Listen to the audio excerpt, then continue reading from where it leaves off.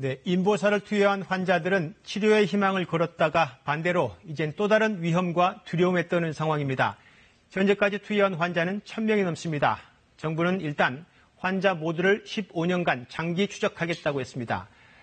그러나 환자뿐만 아니라 국가적으로는 4세대 주력 산업인 바이오 헬스 산업에 대한 타격이 불가피해졌습니다. 안전성 검증 없이는 4세대 산업으로 성장을 보장받기 어려워졌습니다. 박광식 의학 전문 기자의 보도입니다.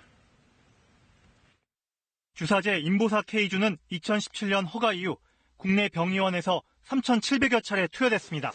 주사 맞은 환자가 확인된 수만 1,000여 명에 이릅니다. 신체 실험하고 그런 거하고 뭐가 달라요?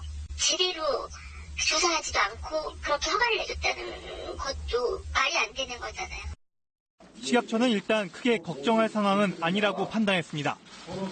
약물과 관련된 중대한 부작용은 없다는 점을 종합적으로 볼 때 현재까지는 안전성에 큰 우려가 없는 것으로.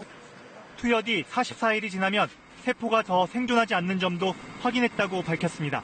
하지만 혹시 모를 부작용에 대비해 전체 환자를 파악해 15년간 추적 조사할 계획입니다. 바이오 의약품의 품질과 안전관리도 강화하겠다고 했지만 관련 업계에는 이미 큰 상처가 났습니다.